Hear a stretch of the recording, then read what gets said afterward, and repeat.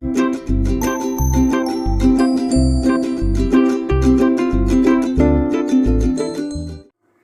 Everyone, ಹೇಗಿದ್ದೀರಾ ಎಲ್ಲರೂ? Welcome back to my channel. ನನ್ನ ವ್ಯೂವರ್ಸ್ಗೆ ಹಾಗೆ ಸಬ್ಸ್ಕ್ರೈಬರ್ಸ್ ಎಲ್ರಿಗೂ ಬಿಗ್ ಹಾಯ್. ನಾವಿವತ್ತೊಂದು ಕಡಿಮೆ ಇಂಗ್ರೀಡಿಯೆಂಟ್ಸ್ ಅನ್ನ ಯೂಸ್ ಮಾಡಿ ಡೆಸರ್ಟ್ ಅನ್ನ ಯಾವ ರೀತಿ ಮಾಡೋದಂತ ನೋಡೋಣ. ತುಂಬಾ ಅದ್ಭುತವಾಗಿರುತ್ತೆ, ಹಾಗೆಯೇ ತುಂಬಾ ಕಡಿಮೆ ಅವಧಿಯಲ್ಲಿ ನಾವು ಮಾಡ್ಕೋಬಹುದು.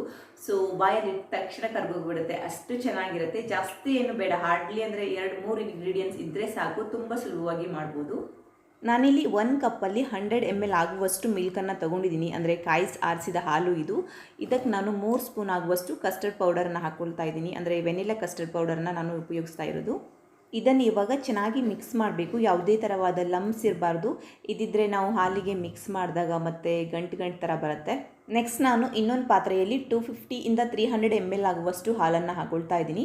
ಹಾಕ್ಕೊಂಡು ಚೆನ್ನಾಗಿ ಕಾಯಿಸಬೇಕು ಈ ರೀತಿಯಾಗಿ. ನೆಕ್ಸ್ಟ್ ಇವಾಗ ಹಾಲು ಕುದೀತಾ ಇದೆ, ಇದಕ್ಕೆ ನಾನು 1 ಕಪ್ಪಲ್ಲಿ ಅರ್ಧ ಕಪ್ ಆಗುವಷ್ಟು ಸಕ್ಕರೆಯನ್ನು ಹಾಕೊಳ್ತಾ ಇದ್ದೀನಿ. ನಿಮಗೆ ಜಾಸ್ತಿ ಸಕ್ಕರೆ ಬೇಕಂದರೆ, ತುಂಬ ಸ್ವೀಟ್ಸ್ ಬೇಕಂದರೆ ತುಂಬ ಸ್ವೀಟ್ ಸ್ವಲ್ಪ ಜಾಸ್ತಿ ಹಾಕೋಬೋದು. ಇದು ನಾನು ಹಾಕ್ಕೊಂಡಿದ್ದು ಕರೆಕ್ಟಾಗಿ ಮೀಡಿಯಮ್ ಆಗಿ ಸ್ವೀಟ್ ಇರುತ್ತೆ, ತುಂಬ ಹೆವಿಯಾಗಿ ಇರಲ್ಲ. ಸೊ ಇವಾಗ ಒಂದು ಸಲ ಚೆನ್ನಾಗಿ ಮಿಕ್ಸ್ ಮಾಡಬೇಕು. ಸಕ್ಕರೆ ಎಲ್ಲ ಹಾಕಿದ ಮೇಲೆ ಇನ್ನೊಂದು ಸಲ ಚೆನ್ನಾಗಿ ಮಿಕ್ಸ್ ಮಾಡಬೇಕು, ಯಾಕಂದರೆ ಸಕ್ಕರೆ ಎಲ್ಲ ಕರಗಿರಬೇಕು.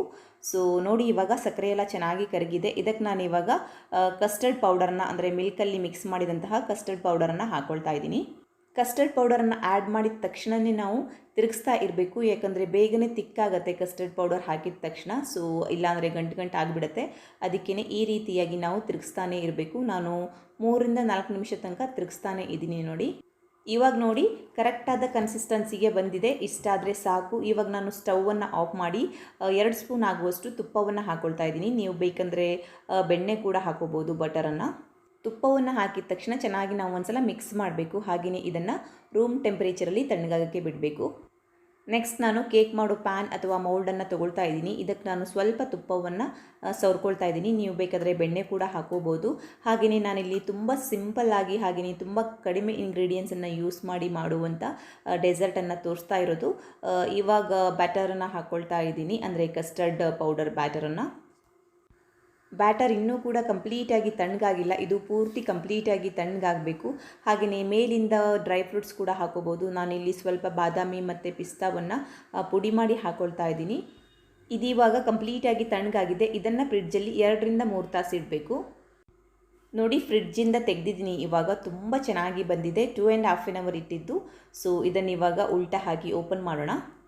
ಸೊ ನೋಡಿ, ತುಂಬ ಅದ್ಭುತವಾಗಿ ಬಂದಿದೆ. ನೋಡೋಕ್ಕೆ ಸೇಮ್ ಬೆಣ್ಣೆ ಥರನೇ ಬಂದಿದೆ, ಹಾಗೆಯೇ ತುಂಬ ಸ್ಮೂತಾಗಿ ಬಂದಿದೆ.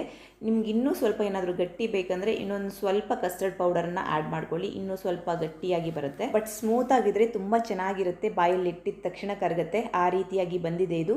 ಹಾಗೆಯೇ ಯಾರು ಬೇಕಾದರೂ ಈ ರೆಸಿಪಿಯನ್ನು ಮಾಡ್ಬೋದು, ತುಂಬ ಈಸಿಯಾಗಿದೆ. ಹಾಗೆಯೇ ಜಾಸ್ತಿ ಏನು ಇಂಗ್ರೀಡಿಯೆಂಟ್ಸ್ ಬೇಡ, ತುಂಬ ಸುಲಭವಾಗಿ ಮಾಡ್ಕೋಬೋದು. ಸೊ ನೀವು ಕೂಡ ಈ ರೆಸಿಪಿಯನ್ನು ಟ್ರೈ ಮಾಡಿ, ಹೇಗಾಯಿತು ಅಂತ ಕಮೆಂಟ್ ಬಾಕ್ಸಲ್ಲಿ ತಿಳಿಸಿ. ಇವತ್ತಿನ ವಿಡಿಯೋವನ್ನು ಇಲ್ಲಿಗೆ ಎಂಡ್ ಮಾಡ್ತಾ ಇದ್ದೀನಿ. ನಿಮಗೂ ಕೂಡ ಇಷ್ಟ ಆಯಿತು ಅಂತ ಭಾವಿಸ್ತೀನಿ. ಇಷ್ಟ ಆದರೆ ಪ್ಲೀಸ್ ಲೈಕ್ ಮಾಡಿ, ಶೇರ್ ಮಾಡಿ, ಕಮೆಂಟ್ ಮಾಡಿ ಮತ್ತು ಸಬ್ಸ್ಕ್ರೈಬ್ ಮಾಡೋದನ್ನು ಮರಿಬೇಡಿ.